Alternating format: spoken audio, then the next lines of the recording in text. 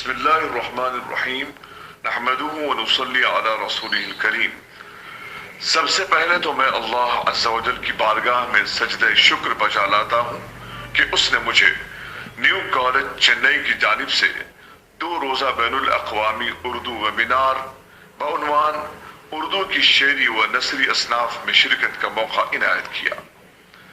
اس شاندار 2 روزہ عالمی ویبینار کے کامیاب و منفرد انعقاد پر میں تمام صدور صاحبین، مہمانان خصوصی و اعزازی، مقالہ نگاران، سامعین و ناظرین اور بالخصوص نوشہ محفل جناب ڈاکٹر طیب خرادی، صدر شعبہ اردو، نیو کالج چنئی کی خدمت میں دل کی عمیق گہرائیوں سے مبارکباد پیش کرتا ہوں۔ اس وقت سامعین کی خدمت میں وہ مقالہ مکمل پیش کیا جا رہا ہے جس کے ویبینار میں وقت کا لحاظ کرتے ہوئے صرف چند نکات پیش کیے گئے تھے۔ التفات فرمائیں۔ سامعین کرام، السلام علیکم ورحمۃ اللہ وبرکاتہ۔ آپ کی خدمت میں ایک مقالہ پیش ہے جس کا عنوان ہے علامہ شبلی سفرنامہ روم و مصر و شام کے حوالے سے، یعنی یہ علامہ شبلی کا واحد سفرنامہ ہے اور اس سفرنامے کے حالات شبلی نے اپنے قلم سے دنیا کی نظر کیے ہیں، یہ آپ کی خدمت میں پیش ہے۔ علامہ شبلی آسمان ادب کے اس درخشندہ ستارے کا نام ہے جو اپنے ہمسایوں میں رہتے ہوئے بھی ممتاز نظر آتا ہے۔ علامہ شبلی اپنے حسین و جمیل قلم سے دنیا ادب کو وہ سرمایہ دے گئے کہ ان کے گزرنے کے 100 سال بعد بھی آج ہم ان کو اپنے درمیان محسوس کرتے ہیں۔ اسکول، کالج، یونیورسٹی اور دینی مدارس تو چھوڑیے، شاید ہی کسی صاحب علم کا کتب خانہ ان کی یادوں سے خالی ہو۔ ان کے قلم کی جولانی نے زمانے میں ایک ہنگامہ برپا کر دیا تھا۔ آپ نے جب اسلاف کے کارناموں کے ذریعے سے شکست خوردہ ملت کے مردہ جسم میں نئی جان ڈالنے کا ارادہ کیا تو ہیروز آف اسلام لکھنے کا سلسلہ شروع کیا اور اپنے ملک میں تاریخی سرمایہ پر نظر ڈالی تو انہوں نے محسوس کیا کہ جس کام کے کرنے کا انہوں نے عزم کیا ہے، یہ سرمایہ کسی بھی طور پر ان کے لیے کافی نہیں ہو سکتا۔ چنانچہ اسی خیال نے ان کو روم و مصر و شام کے سفر پر مجبور کیا تاکہ اسلامی تصنیفات کے باقیات جو وہاں رہ گئے تھے اس سے استفادہ کیا جا سکے۔ چنانچہ آپ نے رمضان المبارک سن 1309 ہجری اور 1892 عیسوی میں رخت سفر باندھا۔ اتفاقاً اسی سفر میں پروفیسر آرنالڈ بھی آپ کے ساتھ تھے اور برنڈزی تک ساتھ رہے۔ آپ نے پہلے قسطنطنیہ کا قصد کیا، پھر بیروت یعنی شام ہوتے ہوئے مصر پہنچے اور پھر ہندوستان واپس ہوئے۔ اس وقت تک ہندوستان میں ہوائی جہاز کے سفر کا آغاز بھی نہیں ہوا تھا اور سب سے آسان اور جلدی سفر سمندری سفر ہی تھا۔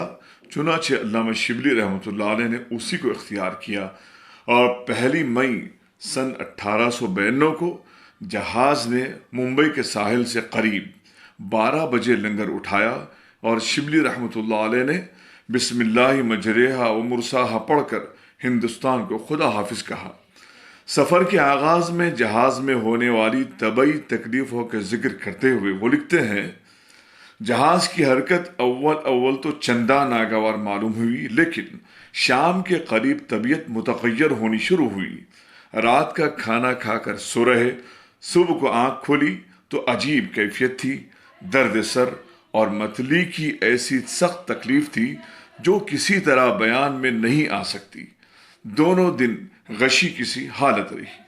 پھر 2-3 دن گزرے اور طبیعت سنبھلی تو علامہ شبلی اس کیفیت کو لکھتے ہیں، ہم سنا کرتے تھے کہ سمندر کی ہوا تندرستی کے لیے نہایت مفید ہے۔ در حقیقت جہاز کا سفر علاجوں کا ایک علاج ہے۔ میں جہاز پر سوار ہونے کے وقت تک ضعیف اور مضمحل تھا، لیکن روز بروز چاق و چست ہوتا گیا۔ طبیعت کو ہر وقت نشاط رہتا تھا اور بھوک خوب لگتی تھی۔ ہم لوگوں کو 5 وقت کھانا ملتا تھا، یعنی صبح کو 8 بجے چائے، بسکٹ، دودھ، 11 بجے معمولی کھانا جس میں متعدد قسم کے سالن ہوتے تھے، 1 بجے ٹفن، 5 بجے ڈنر جس میں معمولی گوشت کے علاوہ مرغ، بط اور کبوتر یعنی ہر قسم کی پڈنگ، تر اور خشک میوے ہوتے تھے، کبھی کبھی برف کی قلفیاں بھی ہوتی تھیں۔ رات کو 9 بجے چائے اور مکھن، ہر وقت کا کھانا پیٹ بھر کھاتے تھے اور سب ہضم ہو جاتا تھا۔ بیروت اور سائپرس سے ہوتے ہوئے 20 مئی سن 1892 صبح کے وقت 20 دن بعد قسطنطنیہ پہنچے اور ایک شامی سفری دوست کے ہمراہ سرائے میں جا کر ٹھہرے، پھر باب عالی کے پاس ایک عمدہ مکان کرائے پر لے لیا۔ بعد ازاں اس سفر کے حالات انہوں نے ایک قصیدے میں قلم بند کیا ہے جو کہ فارسی زبان میں لکھا گیا ہے۔ قسطنطنیہ میں علامہ شبلی نے 3 مہینے قیام کیا اور جس تفصیل کے ساتھ وہاں کے حالات بیان کیے وہ اس مختصر مقالے میں تو جگہ نہیں پا سکیں گے، البتہ ان عنوانات کی جو ذیلی سرخیاں لگائی ہیں ان سے ان کے قلم کی جامعیت کا پتہ چلتا ہے۔ نمونے کے طور پر کچھ سرخیاں درج ذیل میں درج کی جاتی ہیں، یعنی علامہ شبلی نعمانی رحمۃ اللہ علیہ نے جو سرخیاں لگائیں اور اس کے عنوان کے تحت جو انہوں نے لکھا ہے وہ آپ کی خدمت پہ پیش ہے۔ سرخی کا نام ہے موجودہ حالت۔ اس کے عنوان کے تحت آپ نے لکھا، آبنائے باسفورس کے کنارے آباد دونوں شہروں استنبول اور ہیرا کا ذکر کیا گیا ہے۔ دوسری سرخی، موقع و منظر کی خوبی۔ اس سرخی کے تحت استنبول شہر کی خوبصورتی کو بیان کیا گیا ہے۔ تیسری سرخی، وسعت تمدن۔ شہر کی تمام مساجد، مدارس، کالج، کتب خانے، خانقاہیں، چھاپے خانے اور حماموں کی تعداد کا ذکر ہے۔ اور چوتھی سرخی قہوہ خانے کے تعلق سے لکھتے ہیں، قہوہ خانوں کی تعداد، خوبصورتی، سلیقہ مندی اور ہر قسم کی شربت، چائے اور قہوہ وغیرہ کی ہمیشہ فراہمی کے علاوہ یہاں پر اخبارات بھی دستیاب رہتے ہیں۔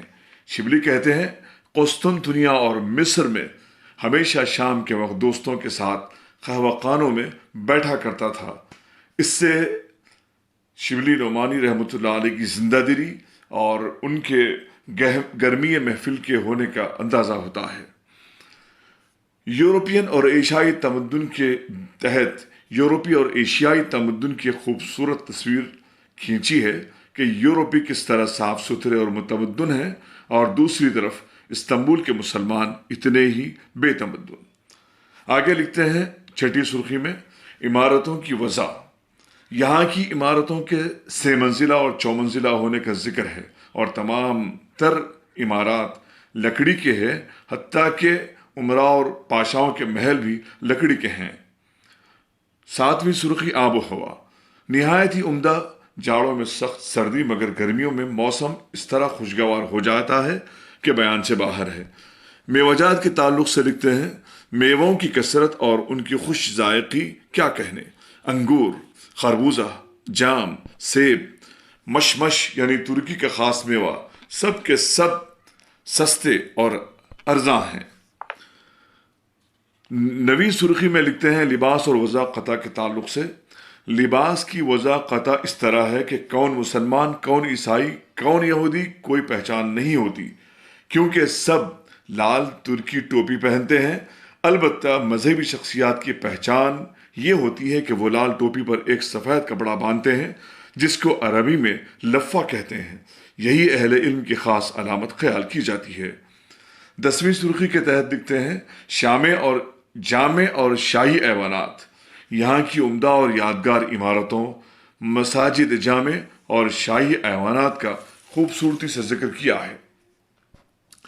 ترقی تعلیم کے سلسلے میں لکھتے ہیں، سلطان ترکی عبدالحمید خان ثانی نے عرب قبائل کے لیے خاص توجہ فرمائی تھی۔ اس کا ذکر کرتے ہوئے انہوں نے لکھا ہے، میرے قیام کے زمانے ہی میں حکام و عمال کے نام فرامین صادر ہوئے تھے کہ حجاز، یمن، دیار، بکر، بصرہ، بغداد، طرابلس، الغرب، حلب، موصل، شام اور اس طرح عرب کے جو معزز قبائل ہیں ان کے لڑکے انتخاب کر کے بھیجے جائیں۔ سلطان نے ان کے ہر قسم کے مصارف حکومت کی طرف سے دینے منظور کیے۔ سن 12 ربیع الاول 1310 ہجری، تاریخ 12 ربیع الاول ہے، سن 1310 ہجری کو یہ کالج بڑی شان و شوکت کے ساتھ کھولا گیا اور افتتاحی رسمیں ادا کی گئیں۔ عربوں کی تہذیب و تربیت کے لیے ایسی عمدہ کوشش کی نظیر تمام اسلامی تاریخ میں نہیں ملتی۔ آگے لکھتے ہیں، علاوہ ازیں ترکوں کی علمی حالت، ترکی زبانوں میں کتابوں کا ترجمہ، ترکی میں تاریخی تصنیفات، ترک مصنفین، ترک اخبارات و رسالے، چھاپے خانے، کتب خانے، زوایا یا خانقاہیں، مساجد جامع اور مشہور مقامات، عجائب خانے، سیرگاہیں اور دیگر عنوانات کے تحت علامہ شبلی نے قارئین کے لیے اتنی ضخیم اور تفصیلی معلومات فراہم کی ہیں اور اس خوبی سے باریک باتوں کو بھی زیر قلم لایا ہے کہ عقل دنگ رہ جاتی ہے۔ اس کے علاوہ جمعے کے دن کی سلامت کی رسم، جس جاہو جلال سے لکھا ہے، اس سے پڑھنے والے کے دل میں یہ تمنا پیدا ہوتی ہے کہ چشم تصور ہی میں صحیح ہم وہ تماشا ضرور دیکھیں۔ عید کے موقع پر اور نماز جمعہ کے موقع پر سلطان کے جاہو جلال کی ایک تصویر مثنوی عیدیہ سن جون 1892 میں لکھ کر قارئین کی نظر کی ہے۔ ترکی سفر کی ایک حسین یادگار ان کے لیے تمغہ مجیدی کا عطا ہونا ہے، جو غازی عثمان پاشا کی درخواست پر علامہ شبلی کو سلطان کی طرف سے عطا ہوا تھا۔ کتاب میں اس کا عکس اور تفصیل موجود ہے۔ علامہ شبلی کا سفر نامہ پڑھیں تو ایسا معلوم ہوتا ہے کہ آدھے سے زیادہ حصہ سفر ترکی کے متعلق ہے، اور کیوں نہ ہو کہ علامہ شبلی کو خلافت عثمانیہ سے بے حد محبت تھی، بلکہ خلافت تحریک کے وہ ایک سرگرم رکن بلکہ سیکریٹری تھے۔ جب ضرورت پڑی تو انہوں نے 3000 روپے چندہ کر کے ترکی کو حسین حسیب آفندی سے بھیجا تھا۔ قسطنطنیہ سے 7 دن کا سفر کر کے وہ بیروت پہنچے اور بیروت سے متعلق یہ معلومات ہم تک پہنچائیں۔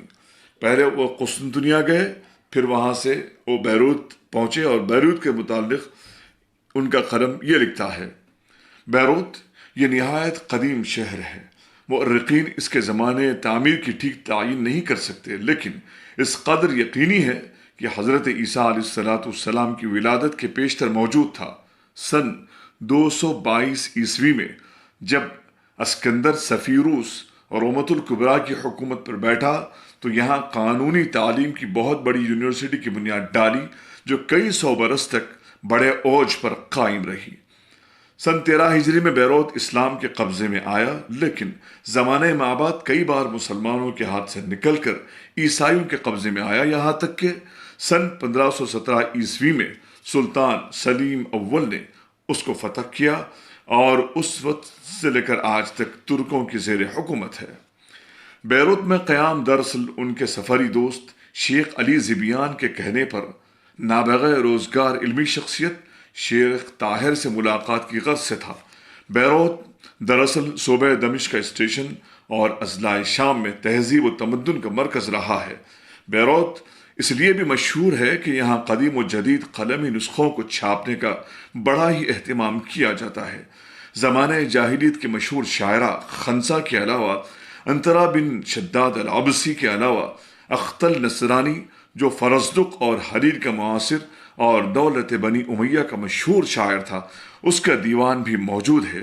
علامہ شبلی لکھتے ہیں کہ بیروت میں شاعری کا ذوق بچے بچے میں ہے۔ لٹریچر کا مذاق اس قدر عام ہے کہ بچے کو شعر و شاعری سے چسکا ہے۔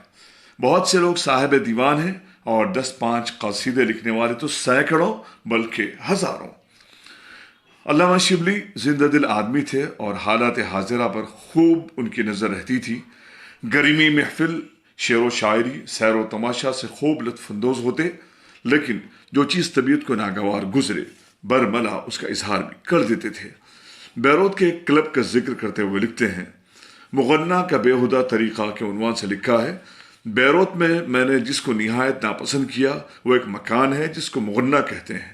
یہ نہایت نامہذب اور مخرب اخلاق چیز ہے اور معلوم نہیں کہ اسلامی حکومت نے اس کو کیوں کر جائز رکھا ہے۔ عین سڑک پر ایک عالیشان 2 منزلہ مکان ہے، اوپر کی منزل میں ایک وسیع کمرہ ہے جس میں ترتیب کے ساتھ بہت سی کرسیاں بچھی ہیں۔ صدر کی جانب ایک بلند مستطیل چبوترا ہے، بہت سی یورپین لیڈیاں اس پر بیٹھ کر گاتی بجاتی ہیں۔ ایک دور ختم ہو جاتا ہے تو لیڈیاں چبوترے سے اتر کر کمرے میں ٹہلتی ہیں اور معشوقانہ انداز کے ساتھ تماشائیوں کے پاس سے گزرتی ہیں۔ جس کو منظور ہوتا ہے اشارے سے ان کو بلاتا ہے اور وہ بڑے ناز و انداز سے اس کے پہلو میں آ کر بیٹھ جاتی ہیں۔ نہایت بے حیائی اور بے شرمی کے ساتھ اختلاط شروع ہو جاتا ہے۔ شراب کا دور چلتا ہے، ایک دوسرے کے گلے میں باہیں ڈال کر ٹہلتے ہیں۔ معانقہ، بوس و کنان، غرض بے حیائی کا کوئی دقیقہ اٹھا نہیں رکھتے۔ نعوذ باللہ من شرور انفسنا ومن سیئات اعمالنا۔ اقتباس ختم ہوا۔ علامہ شبلی کو دوران قیام بخار نے آ گھیرا، جس کا حرج یہ ہوا کہ طرابلس جو کہ مشہور اسلامی شہر تھا اس کی سیر کو جا نہ سکے، اور پھر 8 صفر سن 1310 ہجری میں شام کے وقت بیروت سے روانہ ہوئے اور بیت المقدس، مسجد اقصی، قمامہ وغیرہ کی سیر کرتے ہوئے مصر پہنچے۔ علامہ شبلی رحمۃ اللہ علیہ جس ملک بھی جاتے ہیں سب سے پہلے اس کے تاریخی پہلو پر قلم اٹھاتے ہیں۔ چنانچہ قاہرہ کا اجمالی حال کے عنوان سے رقم طراز ہے۔ یہ شہر مصر کا دارالسلطنت ہے۔ حال کے محاورے میں مصر کا لفظ جب استعمال کیا جاتا ہے تو یہی شہر مراد ہوتا ہے جو جوہر سپہ سالار فاطمین نے سن 358 ہجری میں اس کو آباد کرایا تھا، اور اس عہد سے لے کر آج تک اس کو روز افزوں ترقی ہے۔ سڑکیں بلند اور خوش فضا ہیں۔ میں جب اس کے وسیع اور پر رونق بازاروں میں سیر کرتا پھرتا تو بمبئی کا دھوکہ ہوتا تھا۔ علامہ شبلی نے اپنے سفر نامے میں روم و مصر و شام کے مختلف تعلیمی اداروں کے جدول اس خوبی سے بنائے ہیں کہ بیک نظر تمام تر تعلیمی نظام اور انتظام نگاہوں کے سامنے آ جاتا ہے۔ جامعہ ازہر کا ذکر کرتے ہوئے لکھتے ہیں، یہ وہی جامع ہے جس کی نسبت کہا جاتا ہے کہ کل دنیا میں اس سے قدیم کوئی یونیورسٹی نہیں ہے۔ یہ ایک جامع مسجد ہے، اور قاہرہ میں سب سے پہلی مسجد جو تعمیر ہوئی وہ یہی ہے۔ فاطمیین مصر میں سے خلیفہ المعز الدین اللہ نے کہ ایک غلام نے جو سسلی کا رہنے والا تھا اور اپنی قابلیت خداداد سے دولت فاطمیہ کا دست و بازو بن گیا تھا، سن 359 ہجری میں اس مسجد کی بنیاد ڈالی اور سن 361 ہجری میں انجام کو پہنچی۔ سن 378 میں خلیفہ عزیز باللہ نے مسجد سے متصل طالب علموں کے لیے کچھ مکانات بنوائے اور 35 طالب علموں کے لیے وظیفہ مقرر کیا۔ اس کے علاوہ علامہ شبلی نے اہم یادگاروں، جس میں اہرام مصر، ابو الہول کا مجسمہ، قلعہ سلطان صلاح الدین ایوبی، چاہ یوسف، عجائب خانہ سجن یوسف، بی بی زینب جو کہ حضرت امام حسین کی بہن تھی، ان کا مزار، اس کے علاوہ بی بی ام کلثوم، امام شافعی رحمۃ اللہ علیہ، امام لیث رحمۃ اللہ علیہ کے مقبروں کی بھی زیارت کی، اور تقریباً 3 مہینے یہاں بھی قیام رہا، اور اس کے بعد ہندوستان واپس ہوئے۔